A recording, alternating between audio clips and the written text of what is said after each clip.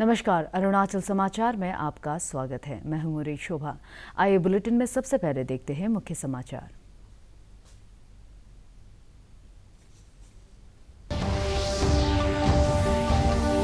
रक्षा मंत्री राजनाथ सिंह ने सीमा सड़क संगठन द्वारा निर्मित 44 पुलों का किया वर्चुअली उद्घाटन। रक्षा मंत्री ने अरुणाचल प्रदेश के 8 पुलों का भी किया उद्घाटन। मुख्यमंत्री पेमा खांडू ने कहा, इससे राज्य के सीमावर्ती इलाकों में सड़क संपर्क होगा मजबूत और सैनिकों की आवाजाही में होगी सुविधा। प्रधानमंत्री नरेंद्र मोदी ने वर्चुअल समारोह में राजमाता विजया राजे सिंधिया की जयंती पर उनके सम्मान में जारी किया 100 रुपए का स्मारक सिक्का। कहा, राजमाता सिंधिया ने अपने जीवन को राष्ट्र के निर्माण में किया समर्पित।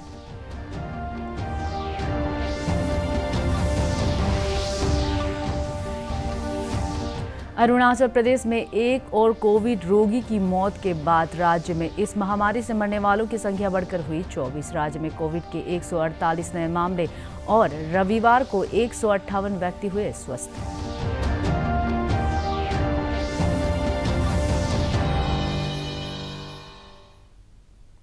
रक्षा मंत्री राजनाथ सिंह ने आज सीमा सड़क संगठन द्वारा निर्मित 44 पुलों का वर्चुअली उद्घाटन किया। यह पुल लद्दाख, अरुणाचल प्रदेश, सिक्किम, हिमाचल प्रदेश, उत्तराखंड, पंजाब और जम्मू कश्मीर में हैं। 8 पुल लद्दाख में हैं, जो इस क्षेत्र के पूर्व में वास्तविक नियंत्रण रेखा और पश्चिम में नियंत्रण रेखा के निकट सामरिक रूप से महत्वपूर्ण 4 सड़कों पर बनाए गए हैं। उन्होंने अरुणाचल प्रदेश में नेचीफू टनल की आधारशिला भी रखी। इस अवसर पर श्री राजनाथ सिंह ने कहा कि अत्यधिक कम समय में निर्मित ये पुल न केवल सामरिक रूप से महत्वपूर्ण है, बल्कि 7 राज्यों और केंद्र शासित प्रदेशों के दूर दराज के इलाकों में संपर्क और विकास के नए युग की शुरुआत होगी। पाकिस्तान और चीन के साथ भारत की सीमाओं पर स्थिति का उल्लेख करते हुए उन्होंने कहा कि प्रधानमंत्री नरेंद्र मोदी के नेतृत्व में भारत न केवल सीमा पर स्थिति का मजबूती से सामना कर रहा है, बल्कि क्षेत्रों में बड़े और ऐतिहासिक बदलाव भी कर रहा है। देश की सुरक्षा के लिए बुनियादी विकास का जिक्र करते हुए उन्होंने कहा कि इससे सैन्य बलों को काफी सहायता मिलेगी।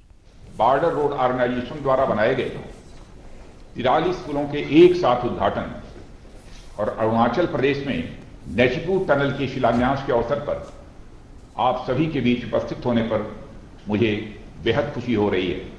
7 राज्यों तथा केंद्र शासित प्रदेशों में स्थित ये सारे ब्रिज कनेक्टिविटी और डेवलपमेंट के एक नए युग की शुरुआत करेंगे, ऐसा मैं मानता हूं और इन पुलों को हमारे देश भारत को समर्पित करता हूं।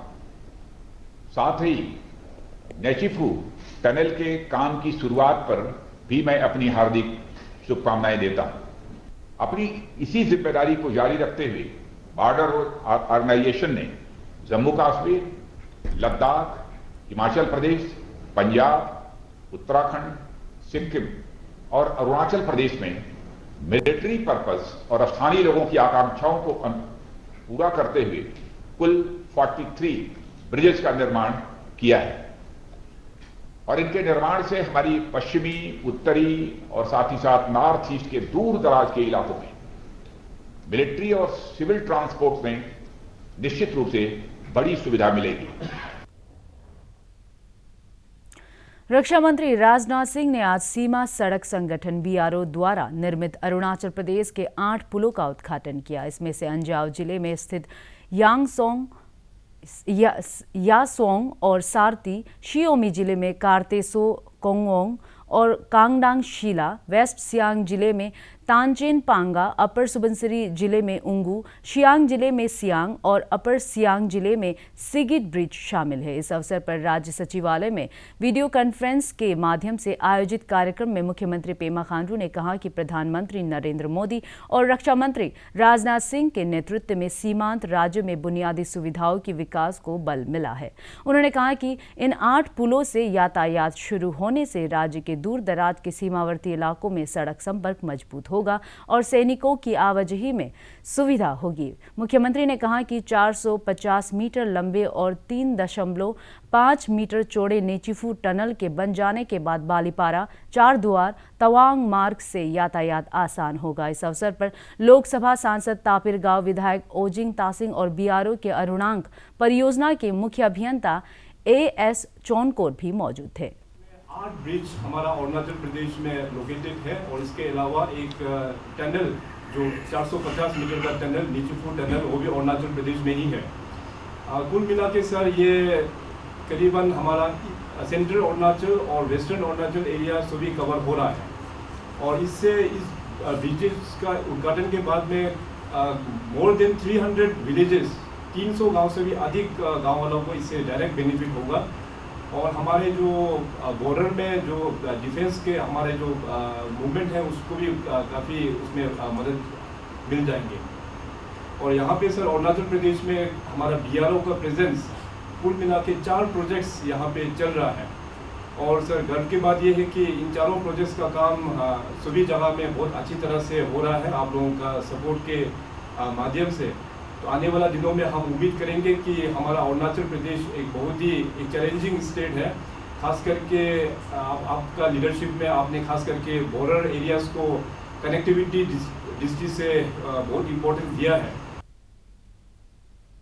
सीमा सड़क संगठन के प्रोजेक्ट अरुणांक के मुख्य अभियंता ब्रिगेडियर AS चौनकोर ने कहा है कि कोविड महामारी के बावजूद BRO के कर्मियों ने पिछले 6 महीने में कठिन परिश्रम कर अरुणाचल प्रदेश के 8 पुलों का निर्माण पूरा किया। उन्होंने कहा कि नेचीफू टनल परियोजना असम से अरुणाचल प्रदेश के तवांग के बीच सभी मौसम में सुविधाजनक आवाजाही और रणनीतिक दृष्टिकोण से काफी मायने रखती है। अरुणाचल में हमें बहुत गर्व है कि हमने आज 8 ब्रिजेस का निर्माण करके उनका इनॉग्रेशन माननीय रक्षा मंत्री जी के हाथों से ये कंप्लीट करवाया है। ये 8 ब्रिज जो आप सामने देख रहे हैं ये 823 मीटर्स टोटल ब्रिजिंग का काम 5 या 6 महीनों में लास्ट कोविड के दौरान कंप्लीट किया गया है।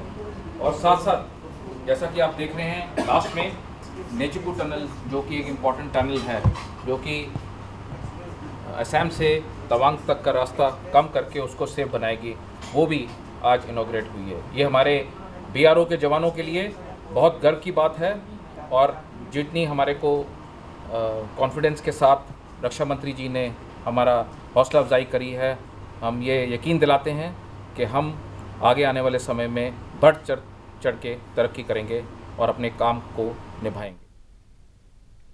प्रधानमंत्री नरेंद्र मोदी ने वर्चुअल समारोह में राजमाता विजया राजे सिंधिया की जयंती पर उनके सम्मान में 100 रुपये का स्मारक सिक्का जारी किया। भारतीय जनता पार्टी के संस्थापक सदस्यों में से एक विजया राजे सिंधिया ग्वालियर की राजमाता के नाम से विख्यात थी। दिवंगत नेता को श्रद्धांजलि अर्पित करते हुए श्री मोदी ने कहा कि राजमाता सिंधिया का जीवन और उनके कार्य निर्धनों से जुड़े हुए थे और उनका जीवन जन सेवा में लगा था। प्रधानमंत्री ने कहा कि राजमाता उन व्यक्तियों में से एक थी जिन्होंने पिछली सदी में भारत को दिशा दी और भारतीय राजनीति के हर महत्वपूर्ण दौर को देखा। श्री मोदी ने कहा कि राजमाता सिंधिया ने अपना जीवन राष्ट्र के निर्माण में समर्पित किया और भावी पीढ़ी की समृद्धि के लिए अपनी खुशियों को त्याग दिया। 100 रुपये के विशेष स्मारक सिक्के का विमोचन करने का अवसर मिला है।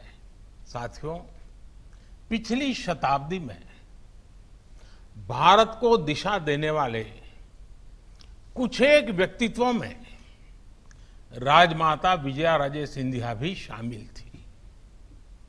राजमाता जी केवल वात्सल्य मूर्ति ही नहीं थी, वो एक निर्णायक नेता थी और कुशल प्रशासक भी थी। स्वतंत्रता आंदोलन से लेकर आजादी के इतने दशकों तक भारतीय राजनीति के हर अहम पड़ाव की वो साक्षी रही।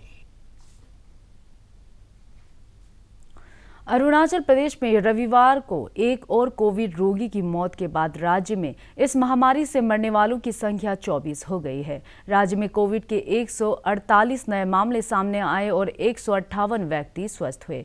राज्य में कोविड-19 रोगियों की रिकवरी दर 75% से ऊपर पहुंच गई है। रविवार को दर्ज किए गए नए मामलों में ईटानगर राजधानी क्षेत्र से 74 मामले हैं, जिसमें से सेंट्रल जेल जूली से 39 मामले शामिल हैं। इसके अलावा लेपारादा और नामसाई से 10-10, वेस्ट सियांग से 9, ईस्ट सियांग और लोअर सुबनसिरी जिले से 7-7, तिराप और वेस्ट कामेंग जिले से 6-6, चांगलांग जिले से 5, लोअर दिबांग वैली, कुरुंग और अपर सियांग जिले से 3-3, पापुमपारे और लोंगडिंग जिले से 2-2 और ईस्ट कामेंग जिले से कोरोना का एक मामला सामने आया है। राज्य स्वास्थ्य सेवा विभाग के निदेशक डॉक्टर एम लेगो ने प्रदेशवासियों से सही तरीके से मास्क लगाने की अपील की है। अभी वो लोग एकदम लाइटली ले रहे हैं इस चीज़ को, तो इसका जो एक बार जो है ब्लोन अप हो गया तो बियॉन्ड कंट्रोलेबल होगा ये तो जब तक अगर आदमी इसको नहीं मानेगा, पालन नहीं करेगा, तो गली गली में बिना मास्क से घूमेगा, विदाउट सोशल डिस्टेंसिंग, तो जैसे सब्जी मार्केट में देखने मिलता है, गली में देखने मिलता है, तो इसका उपाय तो बहुत सिंपल है। सोशल डिस्टेंसिंग, हाथ धोना, हमेशा हाथ में भी सैनिटाइजेशन का भी खास इतना ज़रूरी नहीं, और साबुन से हमेशा हाथ को धोने से हो जाता है। और उसका बाद आपका मुंह में हमेशा मास्क पहनना होता है, तो वही काफ़ी है। और इसमें मास्क में भी बहुत को देखता है कि मुंह में सिर्फ ऐसे लगा के घूमता है, नाक खुला हुआ है। अब जो नाक खुला हुआ है तो मास्क लगा के फ़ायदा नहीं है। और जो कोई को देखता है कि एक आदमी पहना हुआ है, दूसरा आदमी नहीं पहन रहा है, ऑपोजिट वाला आदमी नहीं पहन रहा है, तो उसमें कोई फ़र्क नहीं पड़ता नहीं है। दोनों ही मास्क को पहनना बहुत ज़रूरी है। और जो पब्लिक का ड्यूटी है जी, इसको कंप्लाई करना बनना। जब तक पब्लिक इसको कंप्लाई नहीं करेगा तो जितना सारे हमारा ह्यूमन रिसोर्स डालने से भी नहीं होगा, सारे दवाई, सारे सर्विलेंस टीम डालने से भी कुछ होने वाला नहीं है। देश में कोविड-19 से स्वस्थ होने की दर 86.36% हो गई है। पिछले 24 घंटों के दौरान 71,000 कोविड मरीज ठीक हुए हैं। केंद्रीय स्वास्थ्य मंत्रालय ने बताया है कि कुल 61,49,000 से अधिक लोग अब तक स्वस्थ हो चुके हैं। पिछले 24 घंटों के दौरान संक्रमण के 66,732 नए मामलों की पुष्टि होने के बाद संक्रमित लोगों की संख्या 71 लाख से अधिक हो गई है। वर्तमान में मृत्यु दर 1.53% हो गई है, जो कि विश्व में सबसे कम है। 814 मरीजों की इस वायरस से मौत के बाद मृतकों की कुल संख्या 1,09,150 हो गई है। केंद्रीय वित्त मंत्री निर्मला सीतारमण ने देश में उपभोक्ता मांग में लगभग 73,000 करोड़ रुपए तक की वृद्धि के लिए 5 बड़ी योजनाओं की घोषणा की है। आज नई दिल्ली में संवाददाताओं को संबोधित करते हुए उन्होंने बताया कि नए प्रस्तावों के तहत मांग की वृद्धि के लिए LTC वाउचर और फेस्टिवल एडवांस दिया जाएगा। वित्त मंत्री ने बताया कि केंद्र और राज्य सरकारों द्वारा पूंजीगत व्यय के लिए अतिरिक्त 37,000 करोड़ रुपए दिए जाएंगे। उन्होंने बताया कि सरकारी कर्मचारियों को LTC की 2018 से 2021 ब्लॉक अवधि के लिए 10 दिन की छुट्टी के बदले नकद भुगतान किया जाएगा और पात्रता के अनुसार यात्रा किराया दिया जाएगा। श्रीमती सीतारमण ने बताया कि इस योजना के लाभार्थियों को LTC भुगतान की राशि और यात्रा किराए की 3 गुना राशि से वस्तुओं और सेवाओं की खरीद के बारे में GST इनवॉइस देना होगा। केंद्रीय वित्त मंत्री ने बताया कि इस योजना के तहत सरकारी कर्मचारी त्योहार से पहले 10,000 रुपए ले सकेंगे, जिस पर ब्याज नहीं लगेगा। पूंजीगत व्यय के तहत उपयोग के लिए राज्य को विशेष सहायता के बारे में वित्त मंत्री ने बताया कि विशेष ब्याज मुक्त ऋण का भुगतान 50 वर्ष में करना होगा। इसके लिए 12,000 करोड़ रुपए दिए जाएंगे। सहायता योजना के तहत पूर्वोत्तर राज्यों और उत्तरी राज्य हिमाचल प्रदेश और उत्तराखंड को 2,500 करोड़ रुपए दिए जाएंगे। अपर सुबनसिरी जिले के caeca Rijo bridge block point पर क्षतिग्रस्त सड़क की मरम्मत का कार्य स्थानीय गैर सरकारी संगठन मोसिंग मोसू वेलफेयर सोसाइटी ने शुरू किया। इस सोसाइटी के अध्यक्ष पोरसा लोते ने बताया कि संगठन के सदस्यों ने JCB की सहायता से सड़क पर जमा कीचड़ को हटाया और सड़क की मरम्मत की। उन्होंने कहा कि पिछले कई महीनों में हुई बारिश से क्षतिग्रस्त सड़कों की मरम्मत में जन भागीदारी महत्वपूर्ण है और इस कार्य में प्रत्येक व्यक्ति को योगदान देना चाहिए। ये रास्ता को कैसे करने से होगा? मालिक तो नहीं है, गरीब लोग ऊपर में है, नेशनल हाईवे वो नीचे भी वो जिक्र जो से वहाँ से गया है। Arunachal Pradesh legal service authority द्वारा कल अरुणाचल लॉ अकादमी में पैरालीगल वॉलंटियर्स के लिए मानव तस्करी विषय पर वेबिनार आयोजित किया गया। अंतर्राष्ट्रीय बालिका दिवस के अवसर पर आयोजित इस वेबिनार में करीब 100 पैरालीगल वॉलंटियर्स ने हिस्सा लिया। इस वेबिनार को APLSA के परियोजना सहायक कमल शर्मा, सदस्य सचिव जावेप्लू चाय, प्रोजेक्ट कंसल्टेंट मिस एम रीबा, शिलोंग के एक गैर सरकारी संगठन की प्रतिनिधि हसीना खारभी सहित कई विशेषज्ञों ने पूर्वोत्तर राज्यों के संदर्भ में मानव तस्करी और इससे जुड़े विभिन्न न्यायालयों के प्रमुख फैसलों के बारे में जानकारी दी। अरुणाचल समाचार के आज के अंक में इतना ही। जाने से पहले आप सभी से अनुरोध है कि कोविड-19 के दिशा निर्देशों का पालन करें, हमेशा मास्क लगाएं, बार बार हाथ धोएं और सोशल डिस्टेंसिंग के नियमों को मानें। हम कल फिर हाजिर होंगे अरुणाचल और देश दुनिया की खबरों के साथ। आप देखते रहिए अरुण प्रभा। नमस्कार।